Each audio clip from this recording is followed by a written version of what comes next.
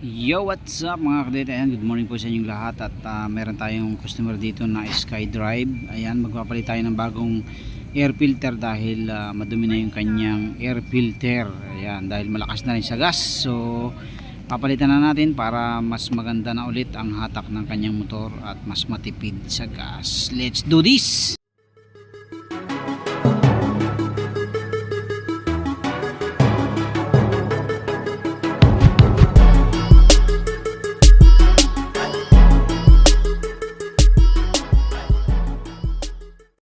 So ito na nga mga kadidi, at natapos na nating linisan yung kanyang airbox.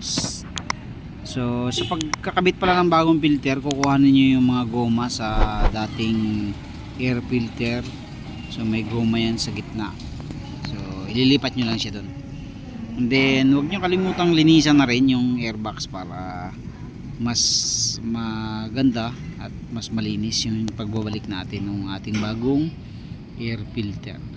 And then sa pagpapalit pala ng filter niyan, hindi nyo na kailangan baklasin pa yung U-box.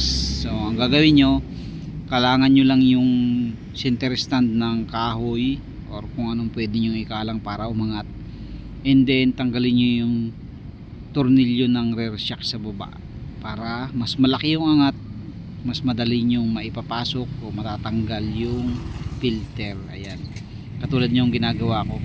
So tinanggal ko yung tornilyo dyan sa baba ng ating rear shock, tapos dinukot ko na lang yung mga screw dyan sa ating airbox. Ayan, so mas maluwag na yung galaw natin once na natanggal natin yung tornilyo sa shock. Okay, let's do this.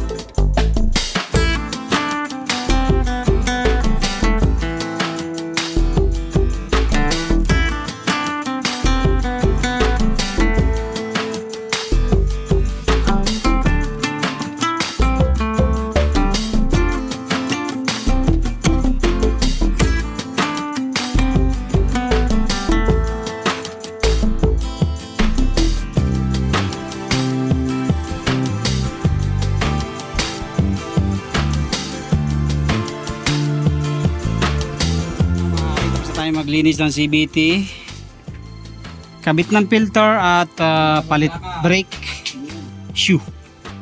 Ayan, thank you very much po. God bless po sa inyo lahat. May music kasi kanina kaya hindi na tayo nakapag vlog ng ayos. Okay.